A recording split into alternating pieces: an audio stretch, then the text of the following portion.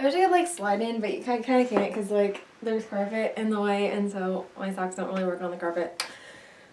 Heyo, and welcome back to my channel. Before I begin my video today, I would like to note two things. One, I'm sorry if my eyes are watering. They've been like really weird, so if you can tell that they look kind of weird, that's why. Number two is if you hear mild screaming sounds in the background, do not be concerned. That is my siblings. They are playing a game. They are having fun. They're not murdering each other. Yeah, I'm pretty sure they're not murdering each other. I don't know. Anyway, today is not really the anniversary, but like semi kind of close to the anniversary of what I'm counting as really good year in my relationship with God, in which there's just been oh my goodness, so much growth.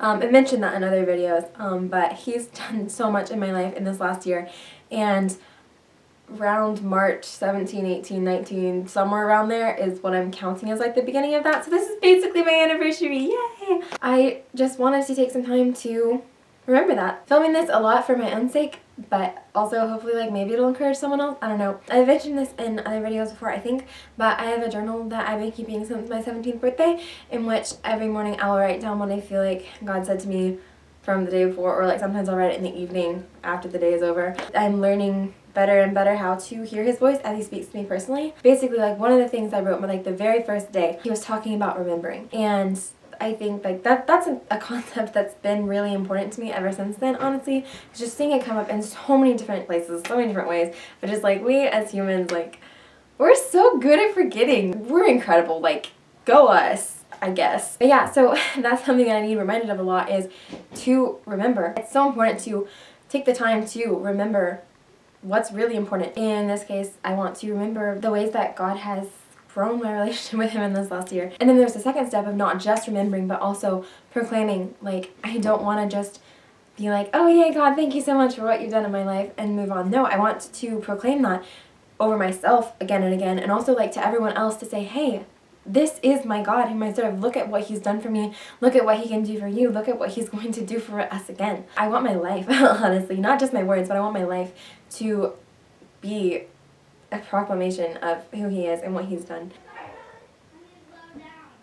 I'm just gonna like pretend like background noises don't exist, and I want you to pretend that too. So I just kind of want to quickly touch on just one thing that he did for me in this last year. Just like he totally, I was gonna say changed my prayer life, but I'm gonna change that to actually he just gave me one. This time last year I was visiting Natasha in New Zealand, and I read a book called Set Apart Femininity by Leslie Liddy, and the whole thing was really good, but particularly the chapter on prayer stuck out to me. And she was talking about how like we don't pray enough. We really don't pray enough. Like so many times we just kind of take things and accept them and just like live under these burdens that God never wanted us to carry in the first place. Why isn't our first instinct to turn to him and to ask him for help?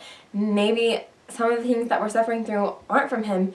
Maybe they're an attack from the enemy, and God wants us to ask him to step in and deliver us. I feel like this concept kind of checks out, and if you're approaching it with an attitude of surrender, I don't really see any way that it can go wrong, because one, either you say, God, deliver me from this if it's not from you.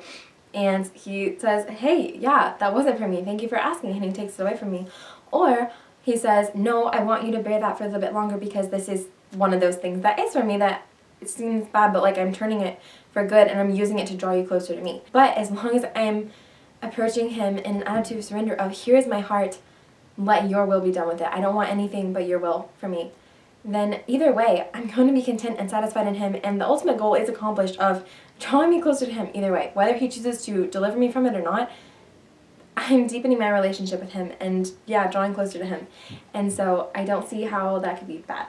From that, I've started realizing, like, God cares about literally everything in my life, and I want to be able to, like, pray about anything, from the slightest thing to, like, my eyes watering, for example, so much, or to dealing with depression. Like, he cares about it all, and I'm practicing more and more bringing everything to him, and yeah, trying to stay in communication with him about it all. And so my prayer time isn't now just a sit down in the morning and like pray, Lord Jesus, thank you for today, bless me in it, amen. I don't know.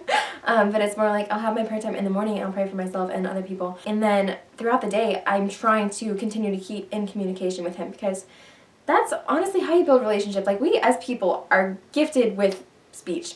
nothing else has that. Like, we're really special that way. And that's how we're able to have a relationship with each other. Like, speech is so important. Communication is so important. Oh my goodness. I'm a big proponent of honest communication.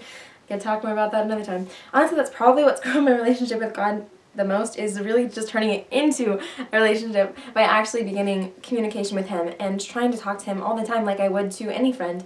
And through that, I've learned him as my best friend. And I'm still continuing to learn that more and more, but I've grown so much in experiencing him that way. And it's just been like it's been really, really good for me. Another thing he's been teaching me about prayer is to bring him everything. And I appreciate so much the feeling of freedom that I have when I'm talking to him, realizing I don't have to try to hide anything from him.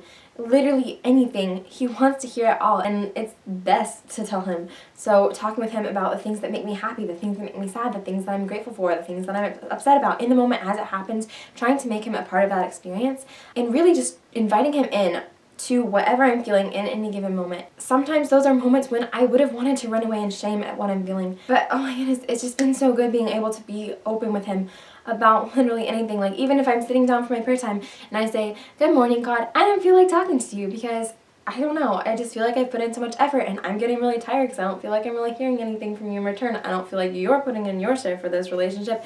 And this just seems kind of like dull and dry and boring, and I don't particularly want to be doing this right now." Before, I probably would have carried a little bit of shame from that, of coming in and being like, man, this is something I should be doing, but I really don't want to be doing it. So therefore, I'm a terrible Christian for this. I'm a terrible person for this. I'm just going to like read my Bible for a little bit and then like call that good and go away to something that interests me more and just like not think about it. Whereas instead, I'm trying to make the effort to like keep myself there and then talk to God about how I'm feeling, be open, admit everything to him, and then turn that into a conversation and then asking him what he thinks about that, how he feels about that, and what truth he wants to tell me about my situation. And then saying, God, but I want to want you. I want to pursue you. I want to love you. I want to care about what I'm doing here. I want to be so willing to put in so much effort into this relationship all the time because I know that you're constantly pouring yourself into this relationship, whether I feel it or not. So like, give me a heart to understand how invested you are in this, and please like turn my heart back towards you and help me to be more invested in this too. And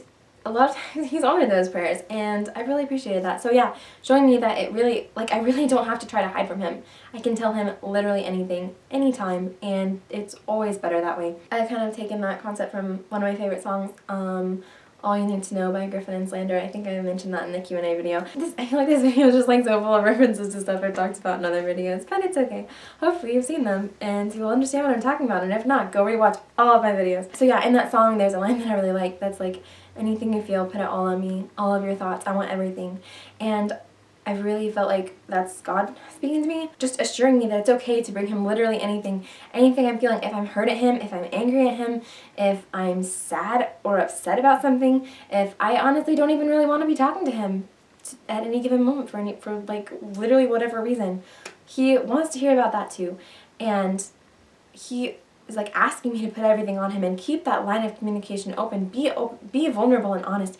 And it's been so freeing for me and so good for me, feeling able to talk to him about anything and everything. So I'd say that's probably what's changed the most in a relationship, and that spilled over into a lot of other areas and a lot more growth. But I think it all really stemmed from that, is about a year ago starting to have a more personal prayer life and try to make God a part of my daily life throughout my daily life, and not just talking to him a little bit in the morning and then moving on. And that's something I want to keep growing in, and I'm going to keep growing in. I know that. I'm just like really encouraged thinking about how far he's brought me in just the last year.